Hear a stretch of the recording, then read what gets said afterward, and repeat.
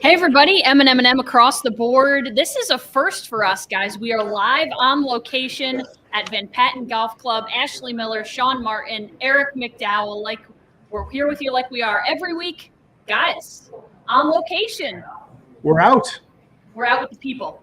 We are live. Is that your TV voice, Eric? Yes, the morning DJ voice, actually. Live on location, we'd like to thank Van Patten for having us. Eric, this is your connection. If you want to kind of explain what we're doing here tonight and everything we've got going on as part of M&M&M across the board, you can find us Apple, YouTube, Spotify every week. We are live on Twitter currently. We're live on Sean's Facebook page. We're live on YouTube. And we want to thank Joe, the GM, also Kurt and Adam Pro. Great job, folks, to having us here. This is my home during the spring and summer months when I leave a few souvenirs out on the course that they have now found with their renovations. Folks, it looks fabulous out here, and they're going to open up April 15th, and we just can't wait. Some tremendous excitement around here in the building as well as on the course. A lot of the trees have gone bye-bye. A lot of us leagues are very pleased to hear that they're gone, too. So the drainage, everything, we want to thank Lance Orcutt, who is the new owner and has done a marvelous job in cleaning up the course, and we're all excited to start league play in a few weeks. So, Sean, they've probably just finished fixing all of Eric's divots from the prior season. Thank you. Oh, hey, me too. I've left a lot of golf balls here. My college alumni outing is here, and and prior to Van Patten, there's a reason why I'm not allowed to drive golf carts. So you both left your mark on this course. Absolutely. All right. Yes, good. of course. Yes, and Absolutely. we love it. Well, we have some very special guests tonight. We're going to have we're going to bring in the pros, guys, because you know what? We're not good enough at this. So we're going to bring in Will Brown, the Albany Patroons coach, who's going to preview the Final Four on the men's side. And we're going to bring in Albany women's basketball coach Colleen Mullen is going to join us live. She's going to break down the women's Final Four. Really looking forward to it. Absolutely. Absolutely. It's so nice to be out. We got a beautiful view out the window and whatnot. Good crowd in the background. Let's get the party started. And we want to thank the staff here coming in tonight for the exceptional food and drink. If you're watching live, get over here because we've got our raffle for the Capital District Sportswoman of the Year. Some fabulous prizes, including $100 in the restaurant, free foursome with carts, some nice polo shirts, sunglasses. The big prize is a Callaway golf bag, you guys. Absolutely beautiful. We'll be selling tickets right through in a drawing at 7:30. And thanks again for the fabulous donations from Adam and the Pro Shop. Yeah, they've hooked us up here. Absolutely. All right. Final Four predictions. One Final Four. Get into it on the men's side before we have Coach Brown on to give us his expertise. Absolutely. Where do we begin? Well, I think the biggest story, guys, of this tournament so far was we had Cinderella stories. We had double-digit seeds advancing a run like St. Peter's to the Elite Eight. And yet at the end of it all, we've got, well, I'm not going to call it chalk, but I'm going to call it blue bloods. We've got Duke, we've got UNC, we've got Villanova, we've got Kansas. It's probably a lot of the teams that you would have expected to come out of this when this thing first started. I'm just thrilled for Duke. I should have gone with my heart and picked them to get there. And they've done exactly what we did not expect, and that is they did not get nervous playing every game to keep Coach K going. They've just done a phenomenal job. Paulo Banchero was pretty hyped, and look what happens when a hype kid plays for Coach K. He has taken this team pretty much on his shoulders in many ways, and they've won 13 of 15, and he has been huge in this tournament, and it's hard to go against them at this point, don't you think? No, it's very easy. I was going to say, and yet Sean and I are going to go against them. There's reasons for that, I get it. Yeah, yes, look, there are. St. Peter's, I saw the ratings came out today. They were off the charts. Good for them. But I was ready for it to end when they took the court against the Tar Heels. I'm partial. I'm a homer. And North Carolina is playing to their capabilities probably for the first time all year. They were way inconsistent. I thought they'd lose to UCLA, and they proved me wrong. But Duke, North Carolina, you can't script it any better than Coach K's last year in the Final Four for the first time ever. Let's get the Kansas-Villanova game. As fun as that should be, that's opening the day for a reason. The main event is at 8:49 p.m. And CBS is licking their chops. Oh, yes. They love the ratings power of a story like St. Peter's, but at the end of the day, there is nothing that will drive ratings like Duke UNC. And if you guys, I've heard this before, and yet it's still hard for me to believe. We've never had Duke UNC in the NCAA tournament before, and we are finally going to get it in the Final Four in Coach K's last season. This storyline doesn't get any better. I have to say, though, I just think Duke is playing so well. AJ Griffin, I wonder if AJ stands for agita, okay? Because if I'm an opponent coach, that's what I get trying to shut him down. And you've got Moore and Roach.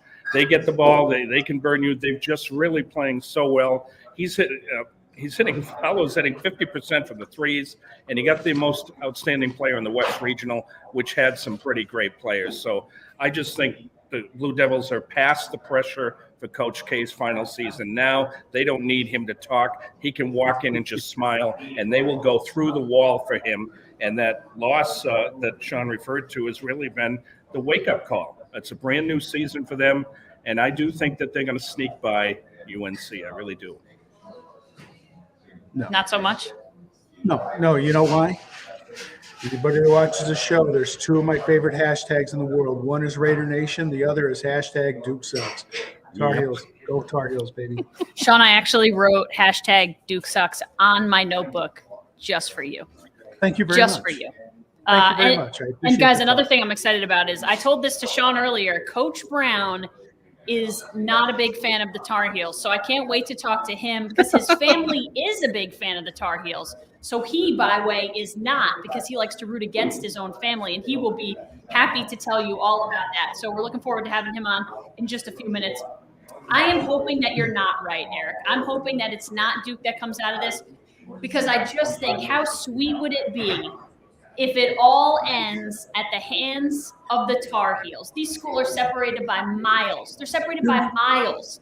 To end Coach K's career, it would be just so good. It would be just so good. And Mr. Martin shared the lovely story of how Coach K gave him the time of day in the newsroom, and he's still doing it. Coach K gave me the time of day, and from that moment on, I was a big fan. What's the deal, Mr. Martin?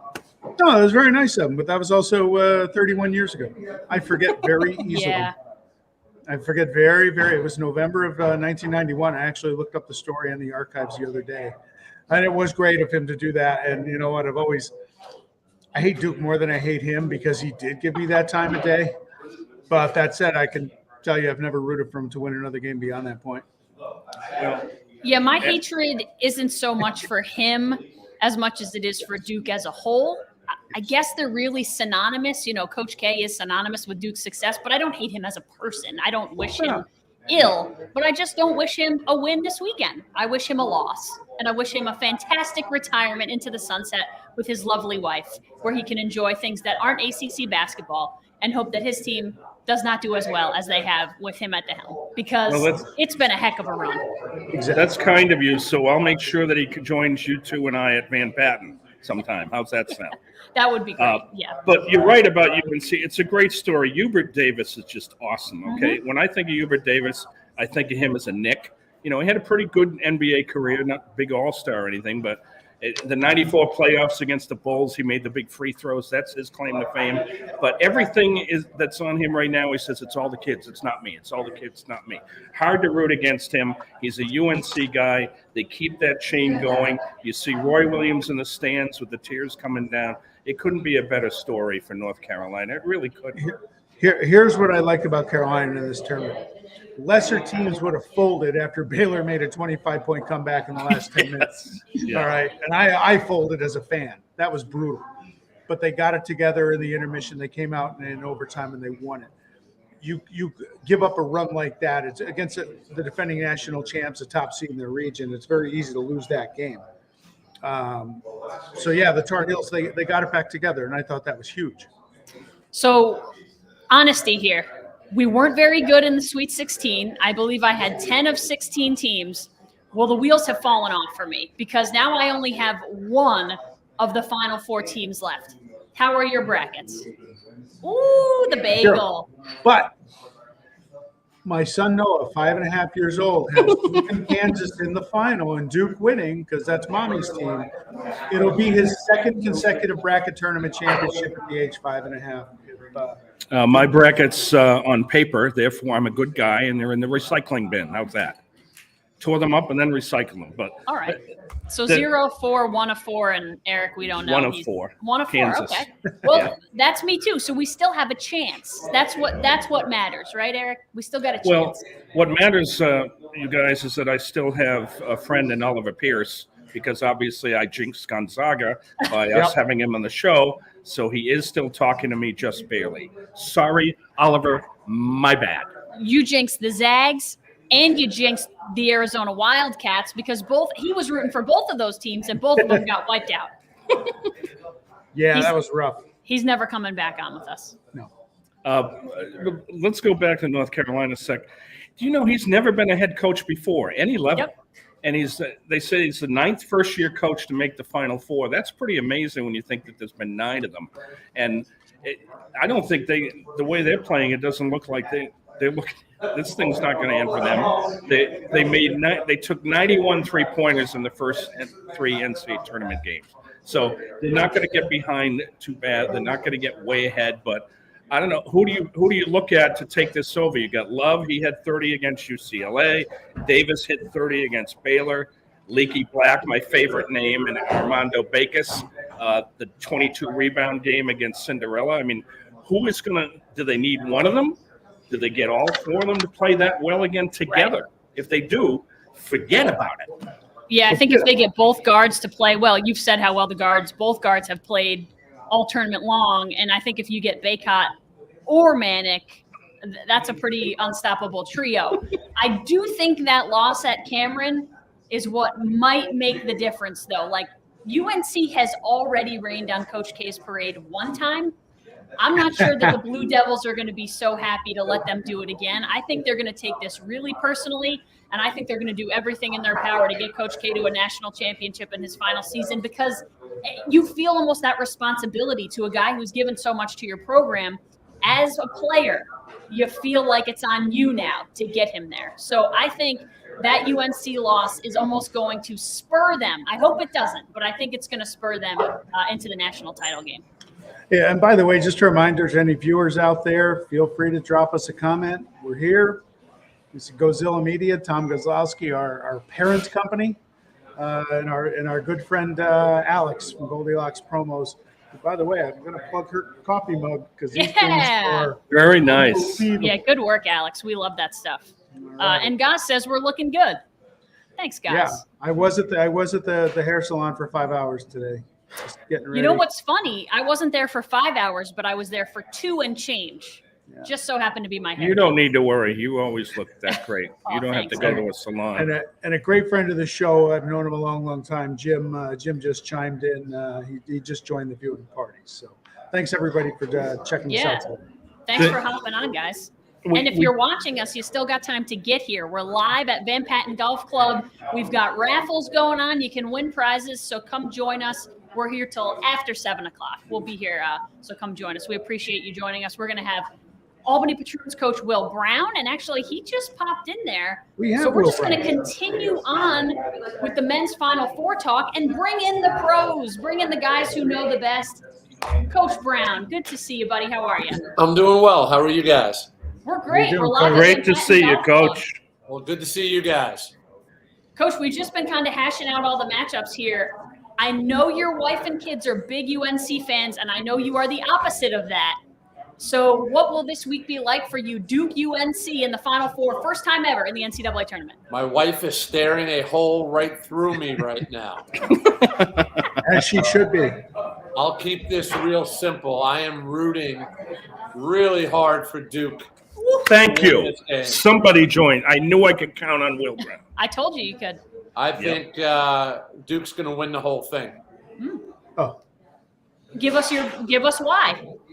Is it just that loss to North Carolina at Cameron Indoor, or is there more to it than that? No, I think they're playing really well right now. I mean, what a storybook ending for Coach K to go out with the national title. I think they have the best player left in the tournament in Paolo Blanchero. I really think he should be the number one pick. They're finally defending with consistency, and they're not going to lose to North Carolina 2 games in a row. There's no way. I think the key for them to win the whole thing is point guard play. Jeremy Roach played outstanding in the Elite Eight game, but he's been up and down all season, and they have not gotten consistency from their other point guard, Trevor Keels. But the good thing is they're defending with consistency right now, and they've got the best player left in the field, in my opinion. And they're playing the best, I think. Them and Kansas, I think, are playing the best right now. Hey, Coach, Eric brought up at the start of the tournament the potential burden that the players had, knowing it's Coach Krzyzewski's last year. Can you talk about that, and does that relate to tournament? And they've handled that pressure, if there is, it pretty well. Yeah. Well, I think you saw that pressure, anxiety, whatever you want to call it, in that last game in Cameron Indoor. So I think they got that out of their system. I think that there was way too much pressure on them. And I think Carolina came in and they played loose. They played together, and Duke was tight. I think that's behind them right now. Now they're at the Final Four. I think they can see the light at the end of the tunnel. I think they understand that defense and rebounding translates. It translates well, to the NCAA tournament. I don't think they're going to waver from what they're going to do. I think the one question I have right now is A.J. Griffin is an elite three-point shooter. Yeah. Who else is going to make threes for Duke? Blanchero has shot it well in the tournament so far, but that's potentially been an Achilles heel for them, as well. I don't think Carolina is going to allow A.J. Griffin to get free.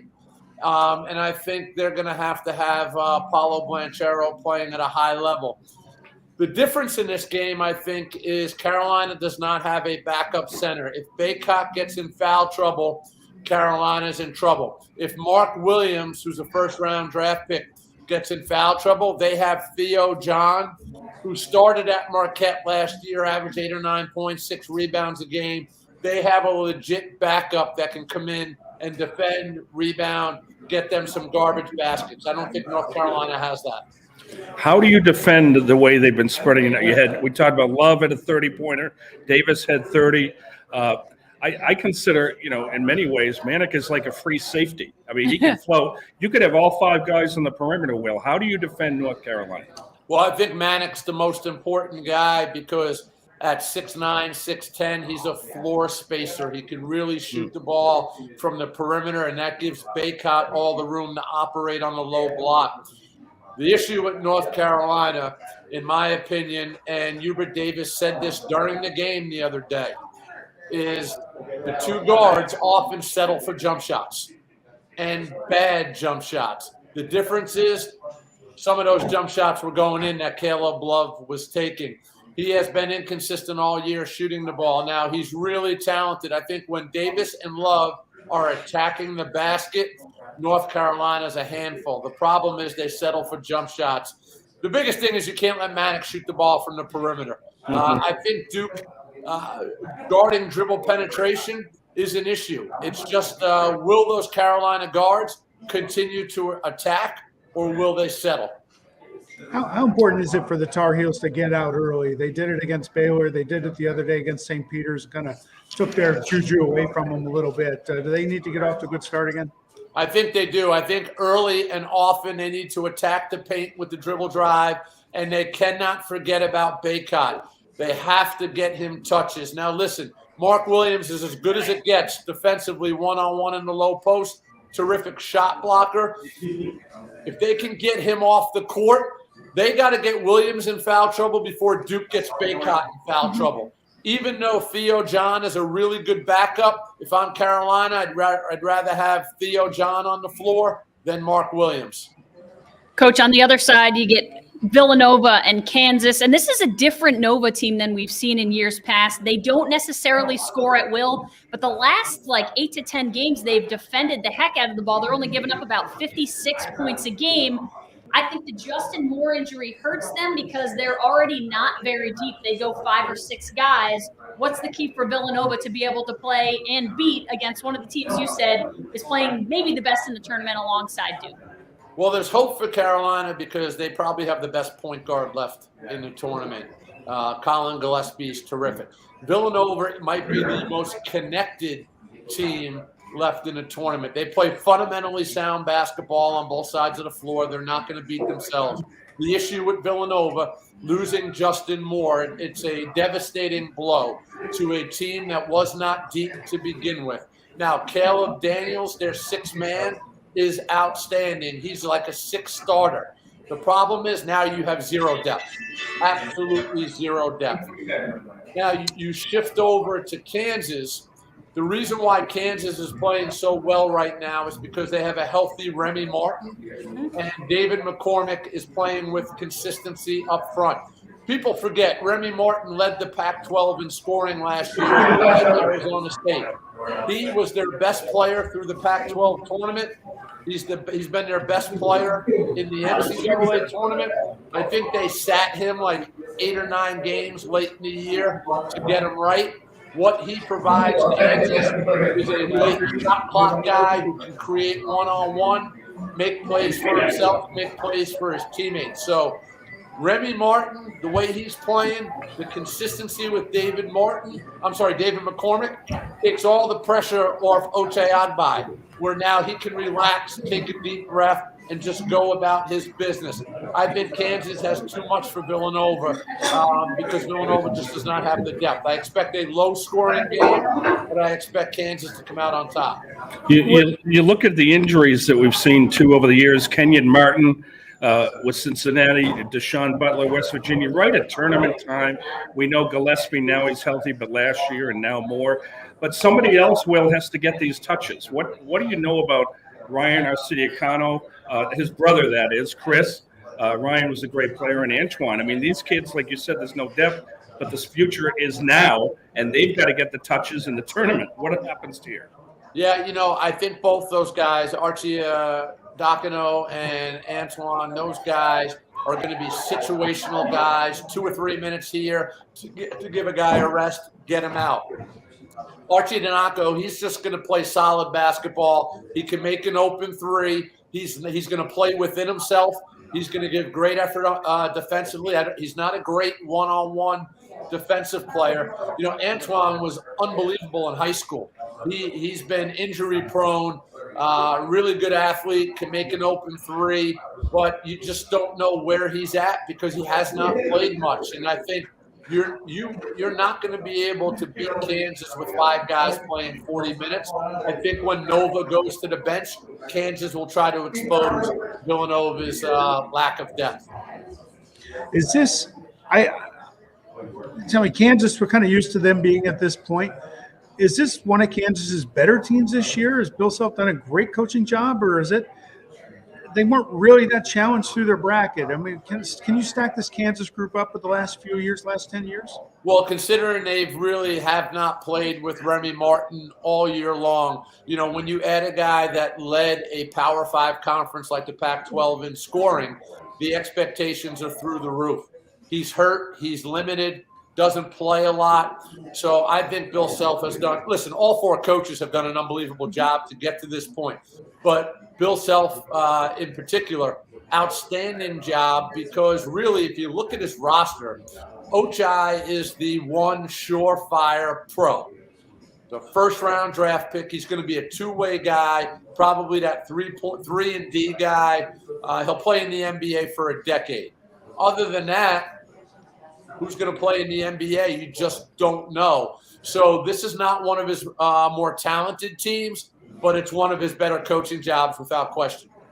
So, Coach, you put your coaching hat on. If you're Bill Self and you've got a guy like Remy Martin and Villanova doesn't have depth, do you go right at them and try to get them in foul trouble early, knowing they just don't have the options? Self's going inside early and often. He was a little upset in the Elite Eight game because they had established McCormick early in the low post. They got away from it. During one of the media timeouts in the second half, he was interviewed, and he's like, hey, we stopped going inside. We got away from the game plan.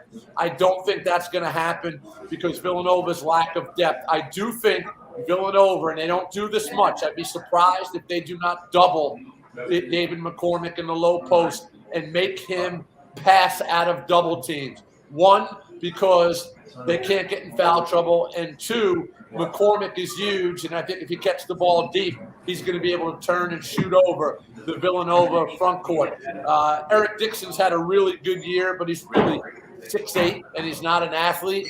They definitely can't have him get in foul trouble. I just think that Kansas is going to set the tone early, get post touches, and see what Villanova does defensively to counter that. You know what, Cinder, Gonzaga would love to come out and actually have had a nice first half start, because you could watch Kansas through the tournament, 47-19 at half against Texas Southern. Third round with Providence, the 24-12, they come right around there. They outscore Miami, who had beaten Auburn by 18, 47-15 in the second half. What is it about their defense? I mean, it's amazing when opponents shooting 42% inside during a 9-game winning streak. Could this be the best defense left standing right now? Yeah, their defense is tough. Let's face it. Carolina's defense was non-existent most of the year. They figured it out late in the season. Duke struggled a little bit. They were up and down because of the lack of consistency defensively. Villanova guards. They're just small. Yep. They guard. They make you work. Their defense is tough. They just don't have that depth. And Justin Moore was a big physical guard in the backcourt. So Kansas, I think, has the best defense left in the tournament. They've got great size on the wing in Christian Brown and at Agbai. Remy Martin's really guarding. Darnell Harris guards really, really tough at the point guard position. McCormick's big. So Kansas is doing a really good job. They've got that great size. They're not giving up baskets in transition. They're defending the three well, and they're limiting you to one shot. That's a formula for success. You heard it here first. Patroon's head coach, Will Brown. And, Coach, we got to give you the opportunity to plug your team. You guys have a huge game tomorrow night at the Armory against the London Lightning, is it? Yeah, we play the London Lightning tomorrow at 7 o'clock. They're the best team in the NBL in Canada. They're 15-0 right now. Their two best players make more money than my entire payroll.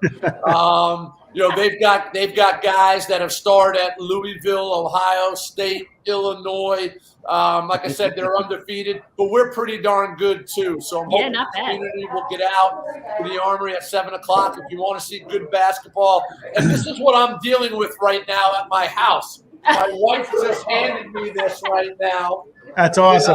So I do have to blow my nose. So hey. right now, but it's all fun at my house. But yeah, we're excited about tomorrow night. We've had great crowds. At the Armory, we've got a good product, and I think we'll play well tomorrow night as long as I don't screw it up. Well, Will, it's great to see you coaching again. Go ahead, Sean. Coach, I got to ask you, who's cutting down the nets Monday night? You know what? This is going to be a great story. Duke's going to win it.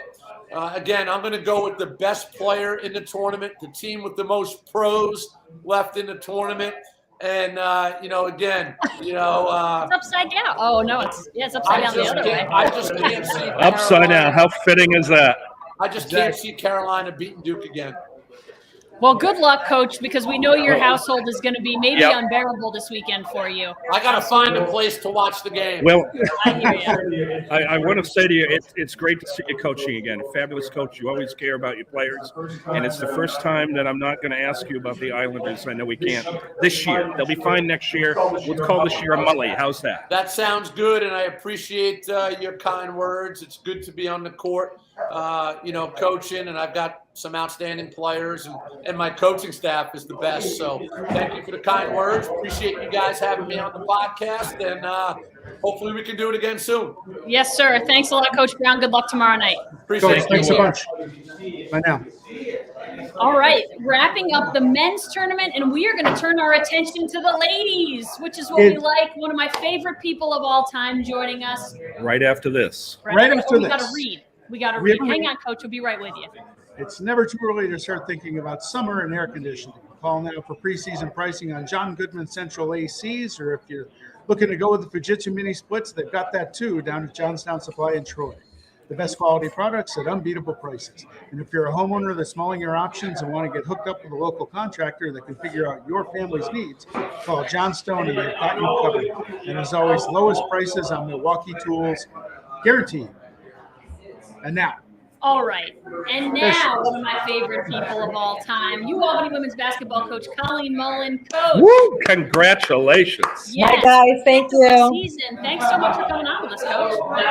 Thank you so much for having me. This is so exciting. All right. So the Albany Great Danes, first trip to the NCAA tournament under Coach Mullen. They played Louisville, who is still standing in the Final Four. We're going to get to talking about them in just a second. But, Coach, you lose to them 83-51 in the first round. Heck of a showing. We know exactly how good that Cardinals team is. Can you just put into words the run that your team made and what that experience was like for you this season? Absolutely. It was a decorated season for us. It's just an amazing feeling to have, our players' goals come from August come to fruition. They worked so hard. They showed so much resiliency through even COVID pauses again, injuries, losing Lucia, in the conference tournament, our starting center.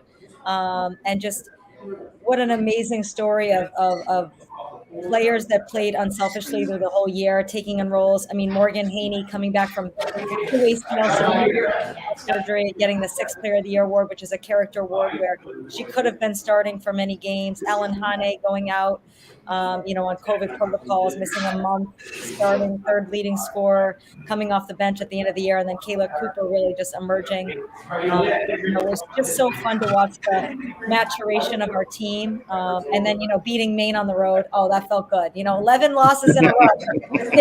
I bet it did. I'll take all those losses for that win, to cut down those nets and to experience that and have the chance to, go to the NCAA tournament. I mean, they rolled out the red carpet. We had this amazing, parade when they sent us off in Collins Circle in front of the main campus, and President Rodriguez and his wife came down, the whole administration, our spirit teams, our band teams. We went down on a charter flight that was, all first-class seats. It was just so cool.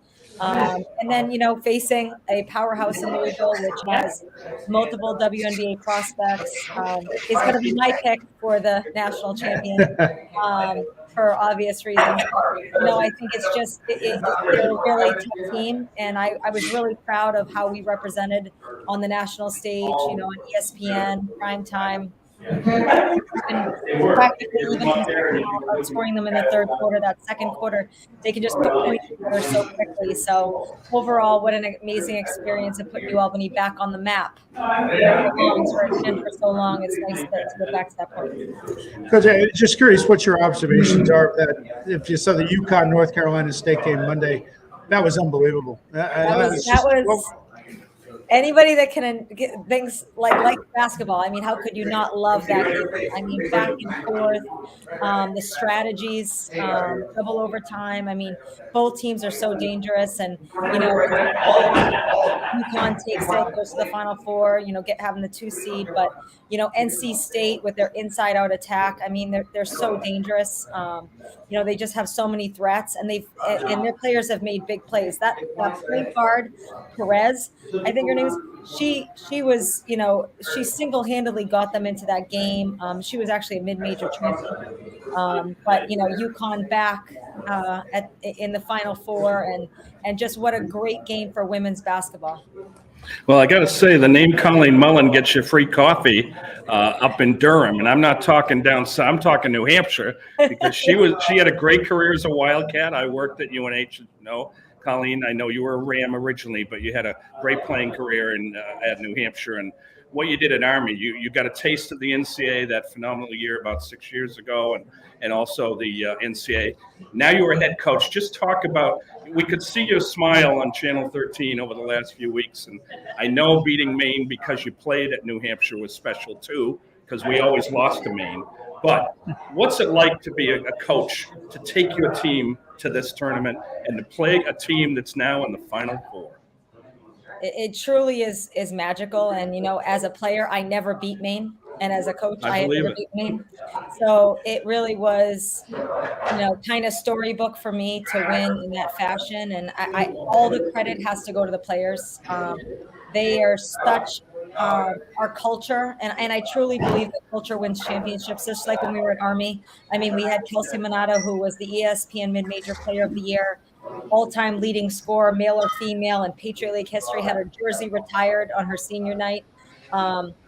Just it really goes to show, just like when you have the right players around a star. And for our game, for our team, we didn't really have a star. We just have a great cast of depth and unselfish players that were always putting their team before themselves. The whole team that dominated was a tremendous and to beat Maine after they've been my Achilles heel for a long time. I'm sick of hearing about the Black Bears. Yes. Well coached, tough, gritty, and what she did with that young team is very impressive. She's a very good coach. She was a terrific player, so I'm not surprised she's turned into, and she's a coach's daughter. But for our players to be able to go out there and execute a game plan under control, never trail in the game, really says a lot about the resiliency and the buy-in that they had for each other and the belief that they had in our staff. Well, what better person to give us a scout on the Louisville Cardinals than Coach Mullen, who I'm sure spent more time than she would have liked looking at tape. Coach, a player like Haley Van Lith, who, by the way, Emily Engstler, who left Syracuse and then starts for the Cardinals, how difficult are they to, I was going to say defend, but how difficult are they also to play offense against? Because we talked about how much pressure they would put on you. They force you into 26 turnovers. They just make life difficult for you. Yeah, I mean, they're long, they're competitive. I don't know if anybody saw the press conference that they released with, both of those players, Engstler and Van Lith, getting emotional, talking about their relationship with, Jeff Walsh, and what a personable guy he is. He actually invited us all the head coaches to go to his hotel and meet him and mingle before the game. It was just really very classy, very impressed with how they hosted us. But their players are competitive. I mean, he's found a way to get through to Engstler, where we played against her actually when we played Syracuse the first year, and just how she's developed as a player. And defensively, she's long. She's one of the best watchers. And Van Lith, I mean, just look at her eyes. I mean, she's got the crazy eye. Like, she's so competitive. She can score on all three levels. And their starting five are just in every position, whether it's Kiana Smith on the wing who can shoot, Paul, who's a terrific point guard who can create off the dribble. But Van Lith and Engstler, I mean, they can score on all three levels, and they're just competitors, and they want to run through a wall for their coach, and that says a lot. So I think they're going to be hard to beat. Coach, how about the other game?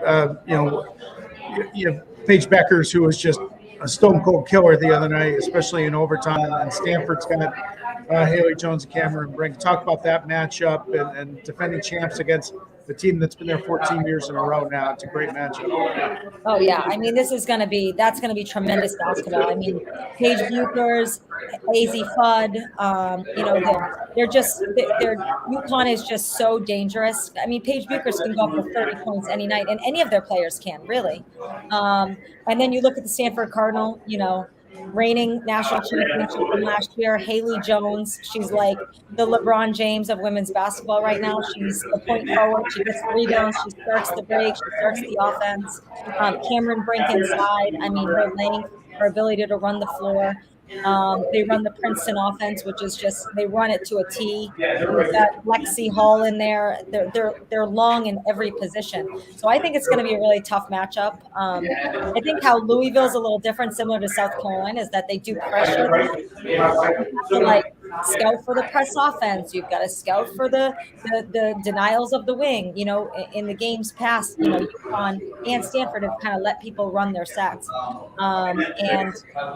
Stanford's proven they can win a game and score 90 points and the opponent scores 70, or they can win 40. So, I think I'm going to take Stanford on that matchup. I just think their experience, their balance, and I think it's. I'm a Cardinal fan. I am a Geno fan. I'm a women's basketball fan, but I'm going to take the Cardinal.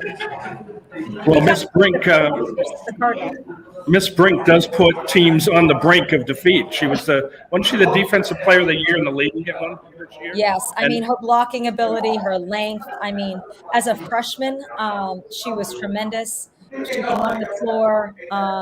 And she just in there prints it off, and she's a terrific passer. She's a screener. She can roll, but she finds people. They hit backdoor cuts. She does have foul trouble though, right? So Tara really has a situation where it's like, it's early third. Do I keep her out there with the three, or that's been a story this year. How do you coach that? Yeah, I think the depth is a slight problem, but then they got Fran coming off the bench who threw it down in the game, so that was pretty sweet. And I wouldn't mind her coming off my bench. Yeah, no doubt. But really cool for women's basketball, but a tremendous athlete. But the great thing about them is that although if Cameron Brink does, because she's trying to block shots a lot, so she's going to be on the bench with fouls, they can play, Fran in there, or they can play small. They can put Haley Jones at the 5. They can move Hull to the to the 4. They're so and with their offense, the way that they play, they can play on the smaller end. Coach, last question from me. And I'm happy to admit when I'm wrong, and I'm glad I'm wrong. But the one thing I said about the women's tournament, I said I wish it would catch up to the men's tournament faster in terms of parity. And this year, it kind of got turned on its head. We've seen more double-digit seeds win this year in teams like Creighton and South Dakota. I mean, South Dakota won multiple games, and we've just seen scores that have been a lot closer. How happy does that make you to see just kind of things shifting a little bit? Because this happened maybe 5 or 10 years ago on the men's side, and now it's starting to happen on the women's side as well. Yeah, I mean, I think that's a huge, that's a really exciting piece for all of us. And, watching even Princeton and even just the first rounds of the upsets, but it's showing you that more and more people are excited about women's basketball. And that means they're starting at a younger age. They're getting involved, the grassroots of women's basketball. And that's why it's so important that we continue to have, women coaches and female leaders and role models. It was really great, honestly, that when we went to the NCAA tournament, Mark's daughter Hannah came, my daughter Maggie, my boys, Mark's son MJ, and just to have role models like that to look up to and to aspire to be. That's how the parity happens, and you have to start your love for the sports at a young age. And it's really exciting. It's great for women's basketball. And then look at the visibility. A lot of people are like, "Oh, I don't like women's basketball." We have never watched it, because we haven't had the prime time. We haven't been at ESPN2 at Friday at 6 p.m. I mean, that's how people get interested. I mean, who could not love NCAA? And I think the other piece that's really great is a lot of men's players are starting to really support women's basketball. And players, across the board tweeting about, WNBA players, college players, Caitlin Clark from Iowa and Haley Jones. I mean, across the board, that excitement around women's basketball is going to continue that parity moving forward. Coach, last one for me. You talk about the parity. As 14 straight Final Fours for Gino and UConn. Is that something that may never happen again? I mean, we're talking, and he may have another year or two with Paige hanging around. Talk about that, because the talent level has increased each year for I don't know how long, but at the end of the day, he's back again. It's so impressive. I mean, he is one of the best in the business, and to do that year in, year out is truly remarkable. When I had my first win versus Manhattan, my number 1 win versus Manhattan, I was like, that was the hardest thing I ever did. And then the next game I played Vivian Springer, and she had just had her 1,000th win. I had 1,000, and we played against each other. And I looked at her and I said, you're my hero, because I don't know how to do that. Do what he's done year in and year out. It's truly remarkable, but he set the bar, and now everybody's had to elevate to that. Everybody's had to level up to that. But now with the transfer portal, things are getting crazy, and it's changing the landscape of what we do. And, change isn't always a bad thing, but you have to adjust. Right now it's difficult trying to figure it out, but everybody will adjust. But that is going to create, I think, a lot more parity across the board. And the last one for me is about South Carolina. I've never seen a team that has been number 1 all year. Here they are, and not getting the respect. They find a way to win, right? And nobody seems to be talking about them because of the other two. In fact, 3 of these 4 teams have been here in Albany, as our media members know. We've seen them play. But if you shut down Boston, she could be the player of the year. Oh, but you've got Henderson, Cook, Beal. It's quite a story that Dawn Staley is doing. It's a number 1 team, and nobody is really talking about it. Why? Yeah, and she's a pioneer in our sport. I mean, she is just a trailblazer. She is promoting women. She's promoting, women of color in our business. And it's just, she is so impressive. I mean, what she did at Temple as a coach, she turned that program around. She made it into and then what she's done at South Carolina, and to get to the point of where she has over however many thousands of fans to come to her game, and the interest that she has and the contract that she signed, the multi-million-dollar contract. She is amazing for women's basketball, and we should be talking about her more. And she just is, I'm a huge fan.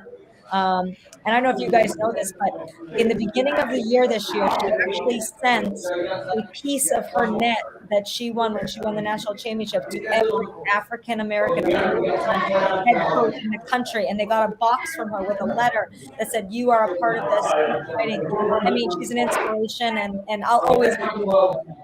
And that was started by another coach who gave her a piece of that net. And so now she's passing on the tradition, which is so, so cool. I believe that was Carolyn Peck, Ashley. Yes, correct. Yeah, the first African-American woman at Perdue to win the national championship. Really cool. Keep paying it forward.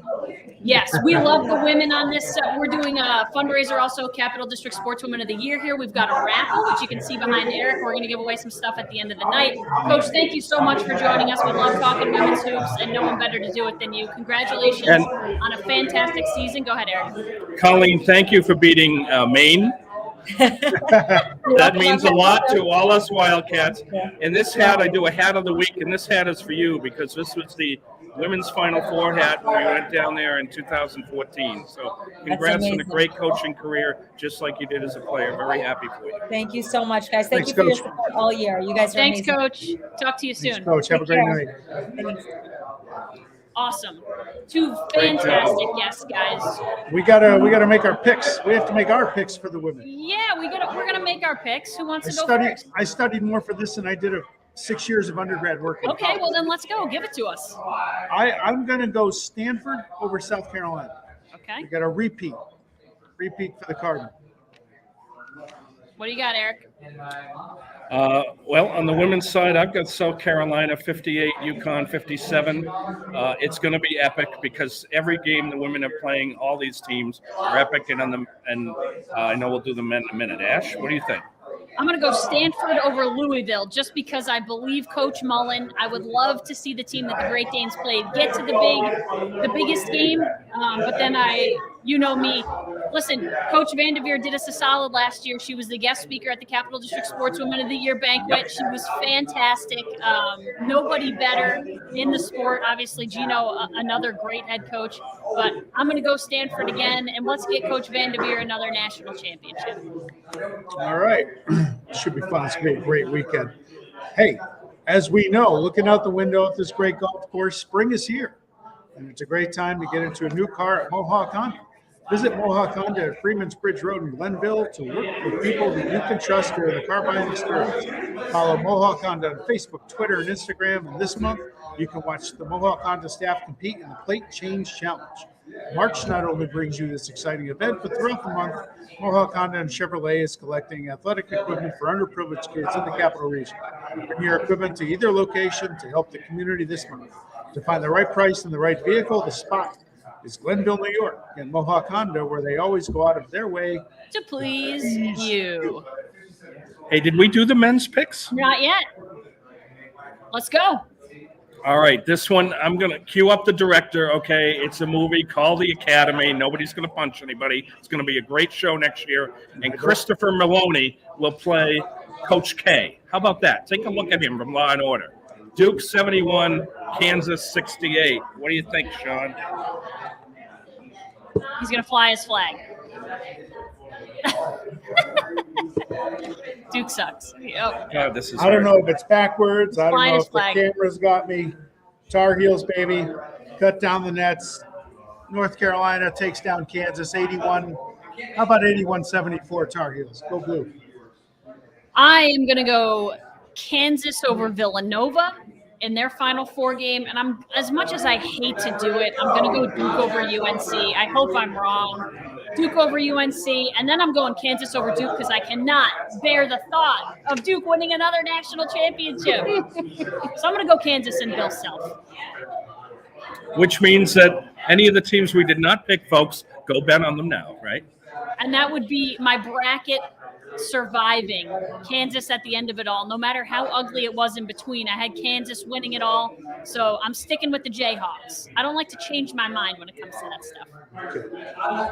Is Joe ready? I don't know. We're going to track Joe down and have a special guest on, Joe from Van Patten. He's going to join us in just a little bit. Until then, do we want to do whiteboards now? And with Joe, what do we think? Sure. Yeah, All right, let's do whiteboards now while we track Joe down.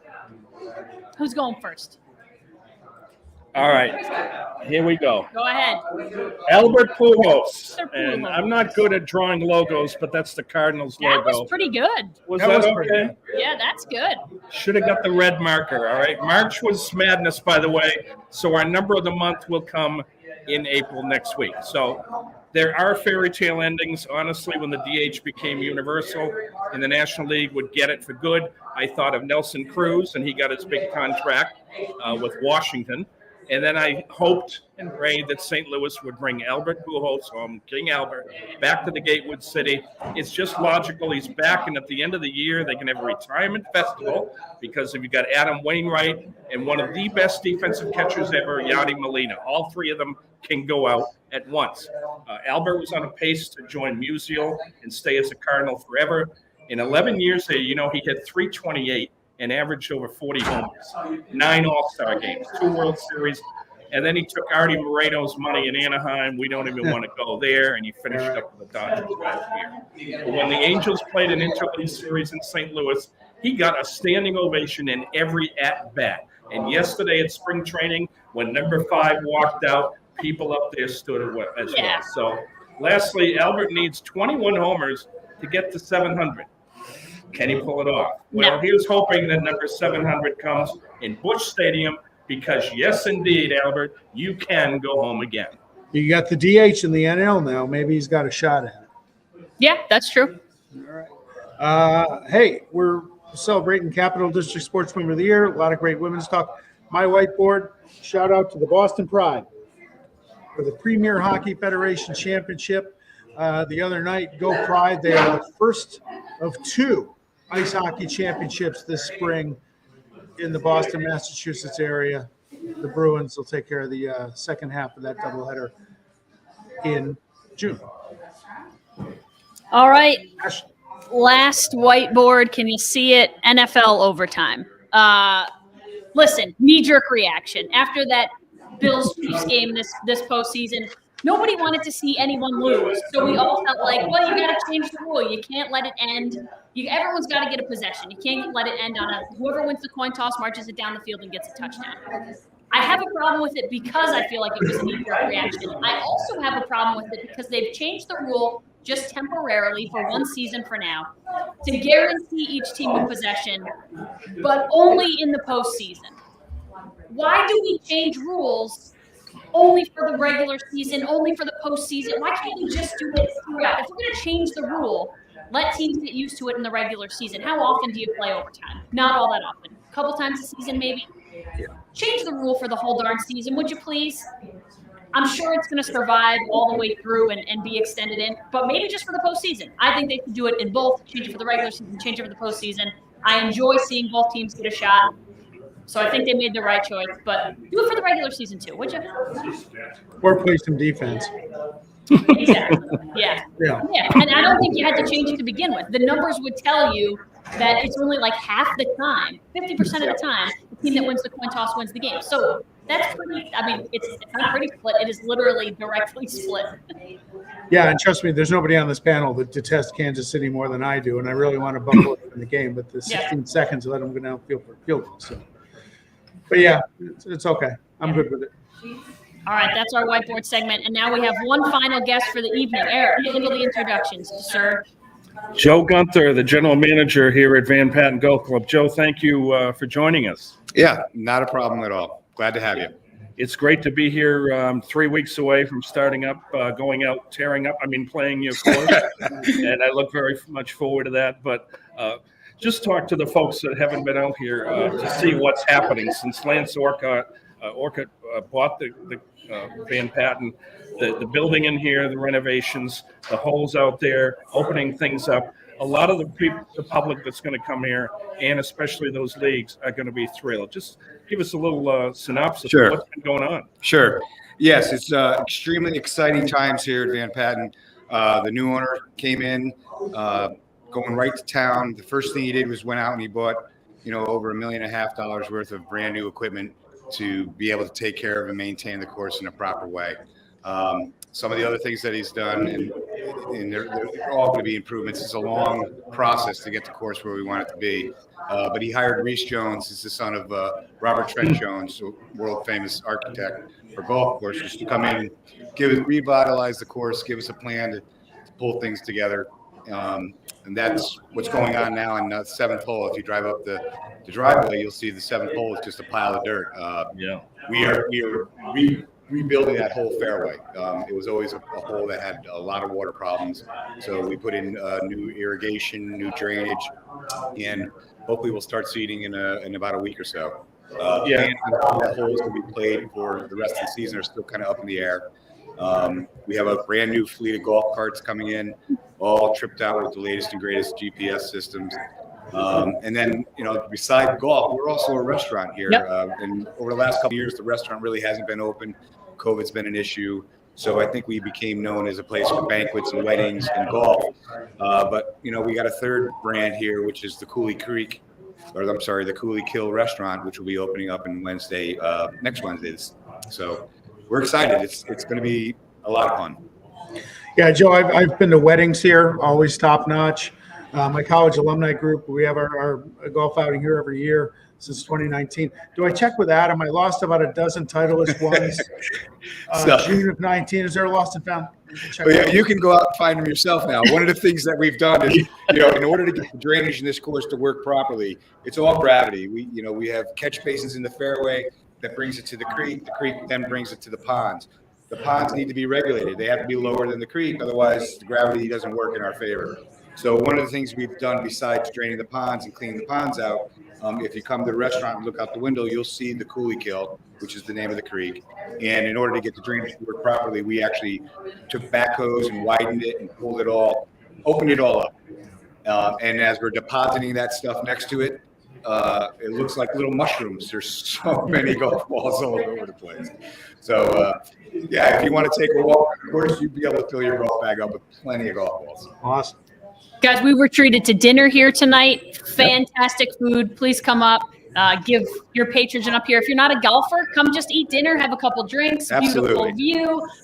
But Joe, I have a question I need an honest answer on. How much of the money you spent was fixing the divots that these two guys put in your golf course? We'd be probably further along the project if we just kept them off the course for a little while. But I do want to give a shout out. The food here is incredible. I am unbelievably fortunate to have a staff here. A place like Van Patten that's really a seasonal business with golf. We only have a handful of what I'll call full-time permanent help. Everyone else is, seasonal or part-time. Chef Zach, Kate, who's our food and beverage manager. Everybody knows her, loves her. Kim, who's the one you're going to see if you want to have a banquet here, and Adam, our golf pro. That's the core of our in-house team. And then we have Adam and Brian out on the course every day trying to make improvements. I have an unbelievable team. I'm very proud of the progress that we've made in the last few months. So, the future is going to look really good here. Yeah, the new chef and a new bar menu that we saw tonight, and we look forward. And a lot of the leagues like to stay in and have a refreshment and some food, and then you'll see that. But Sure. The best piece for me on the course itself, it's great for the public, folks. If you're a beginner, I know when I come out at the practice tee, I see a lot of youth. I see a lot of high school teams here. There's 3 different nines. And now with all those trees down, it speeds up play. Yep. And people won't be hunting and fishing as much for the ball. So those trees found some new homes off this course. That really helped, didn't it? Yeah, we cleared out a lot of trees and a lot of the brush. Speed of play has always been a complaint. It's a complaint on every golf course. We're doing everything we can to speed that up. But clearing everything is definitely going to help. The other thing that we're helping going to impact speed of play is the GPS on the carts. We don't necessarily need a ranger to go out there and tell everybody, hey, pick up the pace. We can track you with the carts. We can find who's that guy that's holding everybody up. So we'll probably run into you, Eric, a couple of times. With my 3 guys. What I'd like to do is I'd like to have the carts have like lights on them, so that if you're the guy that's holding everybody, I hit a button, everybody knows, hey, it's you. You know. Oh, actually, I don't need a GPS to find the 19th hole. I promise you that. Yes, Hey, Joe, that's great. It's right Joe, here. I want more trees. Anybody can hit it from the fairway. My hooded 5-iron from the trees in the woods, it's top notch. It's PGA level. Anybody can play the That's your fairway. game, huh? Yeah, I have a lot of practice. Yeah, yeah. If you know how to hit out from underneath the trees, you know you're lost. Some of that part of the game is no longer here. Yeah, I'm not taking a drop either. I'm that. Good for where it you. lies. Well, it would have plugged, not anymore. Right. Well, Joe, thank you so much for having us here tonight. Van Patten More than Golf welcome. Club. If you haven't been here, come check it out. Great food, great drinks. The golf course will be open soon, and you can see some of these 2 guys with the red lights on their golf course. There you go. Just go past them. Yeah, Just go we're past we're the fun place to be in Clifton Park. And thank you for the gifts for our raffle, Joe. Not a Very much problem. appreciate Not a it. problem. And if you're playing in front of Eric, wear a hard helmet. them. Yeah. I'll buy you a beer after right here. All right. Thanks a lot, guys. Joe. Thank you. All right, guys. What a day here at Van Patten Golf Club. M&M&M across the board, live on location. Great night. A lot of fun with you guys. Guys, a little bit of breaking news here because we liked it since we're live, especially. Breaking news. No surprise here. St. Peter's head coach Shaheen Holloway is the new head coach at Seton Hall. Good for him. He did so much for the MAC and mid-majors, and now he's going back to the place that he was in the NCAA tournament as a player. No surprise, but good for him. You called that last week. That's why he Yeah, we wasn't did. already. Well, me and everybody else. I wasn't like a fortune teller or anything. Yeah, but you were my source on that. So. A special shout out to our producer on site, Chris Honorato from News Channel 13, the morning show. Great job as the news anchor with Miss King, and we thank him for all the fabulous setup. This is like being in the regular TV studio We call tonight. it free Thank you, help. Chris. I'd have brought Chris my Raiders Devontae Adams jersey. I mean, rubbing salt in the wound here. Good. That's what I goodness. do. That's what I do.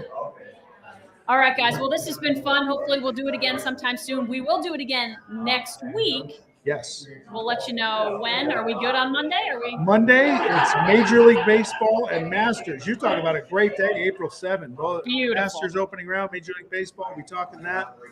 Should have a guest live on site from Augusta, Georgia, if everything works out the way we're planning. So it'll be another great show. All right, guys. Well, Eric, thanks for hooking us up here at Van Patten. It's been fun. We'll see you guys next week. M&M&M across the board. Ashley, Sean, Eric. See you next week, guys. Have a great week. Thank Cheers. you.